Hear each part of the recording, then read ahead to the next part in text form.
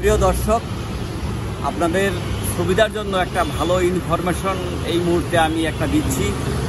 আপনারা যারা বেশিরভাগ মানুষ পাঞ্জাগুড্ডা, সমাজিগুড্ডা বা ভারত সেবাশ্রম বা বাঙালি যে হোটেল রয়েছে রামকৃষ্ণ মিশন, এখানে এসে চিকিৎসায় হোক আর ঘুরতে ফিরতে হোক, বেশটা হুসেন সাগরের পাশেই একটা রেলওয়ে স্টেশন রয়েছে, লাকড়িকা পুল। আবারও বলছি, রেলওয়ে স্টেশনের নাম লাকড়িকা পুল। এখানে কোনো ব্রোকার নেই। আপনারা যদি একটু 3টা বা 4টার দিকে বা রাত্রি 11টার দিকে এসে নাম লিখিয়ে যাবেন, আপনারা কিন্তু স্বচ্ছন্দের সহিত তৎকাল টিকিট কাটতে পারবেন এখান থেকে। এই ইনফরমেশনটা আপনাদের খুব কাজে লাগবে, আপনাদের দিয়ে রাখি। আমিও এখানে একজনের জন্য এসেছি, তাকে টিকিট কেটে দেওয়ার জন্য। তো আমার একটু আসতে দেরি হয়েছে, দেখি পাই কিনা। 8 নাম্বার 9 নাম্বার সিরিয়াল হয়ে গিয়েছে।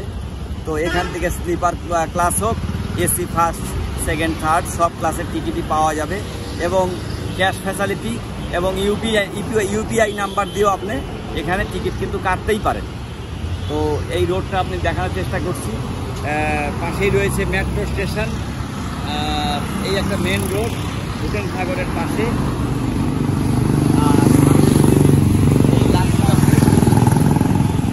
অর্থাৎ এই লাকড়িকা পুলের পরের স্টেশন কিন্তু খর্দাবাদ। লাকড়িকা পুলের পরের স্টেশন মেট্রো স্টেশন হোক, রেলওয়ে স্টেশন খর্দাবাদ। খর্দাবাদের পরেই চলে আসবে আপনার এনামঞ্জিল। এনামঞ্জিলের পরে আসবে পাঞ্জাগুড্ডা। পাঞ্জাগুড্ডার পরে এর পর মিয়াপুর। এরকম রেলওয়ে স্টেশনগুলো রয়েছে এবং মেট্রো রয়েছে। এবং এই মেট্রো স্টেশন কিন্তু আবার ভাগ হয়ে গেছে এনামঞ্জিল থেকে। জানেন যে এনামঞ্জিল থেকে কিন্তু ভাগ হয়ে আপনারা যদি মনে করেন লাকড়িকা পুল থেকে আপনারা হাইটেক সিটিতে যাবেন, তাহলে কিন্তু আপনারা সেখান থেকে ভাগ হয়ে যাবেন এনামঞ্জিল থেকে। আপনাকে এনামঞ্জিলে গিয়ে আরেকটু আপে উঠতে হবে। তখন কিন্তু যেটা সেকেন্দ্রাবাদ থেকে মেট্রো আসছে, সেই মেট্রোতে কিন্তু আপনারা হাইটেক সিটি,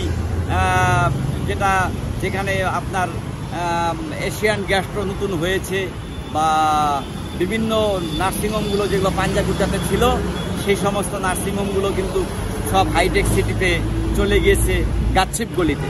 সেই গাছিপ গলিতে যাওয়ার জন্য কিন্তু আপনারা কম পয়সায় মাত্র 20 টাকার টিকিট কেটে একদম এসি মেট্রোতে আপনারা কিন্তু যেতেই পারেন। আর আবারও জানিয়ে রাখি আপনাদের যে আপনারা যদি তৎকাল টিকিট কাটেন, কোনো মতেই আপনারা সেকেন্দ্রাবাদ স্টেশনে যাবেন না। সেখানে দালাল বা ব্রোকার ভর্তি, আপনাকে বাড়তি টাকা দিতে হবে।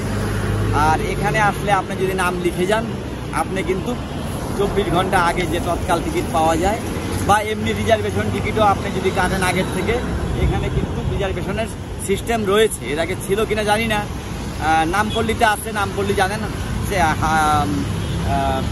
হায়দ্রাবাদ স্টেশন যেটাকে বলা হয়, হায়দ্রাবাদ স্টেশনের নামই কিন্তু নামপল্লি। সেখানেও কিন্তু একই ব্যাপার, সেখানেও কিন্তু ব্রোকার রয়েছে, কিন্তু এখানে খুব ভিড় কম, ব্রোকার নেই।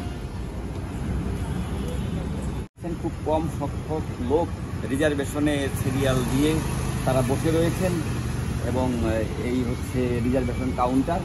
অর্থাৎ রাস্তার থেকে নেমেই কিন্তু রিজার্ভেশন কাউন্টার। আর আপনারা জানেন সারা ভারতবর্ষে রিজার্ভেশন কিন্তু 10টায় খোলে, 10টার থেকে কিন্তু শুরু হয়ে যায়।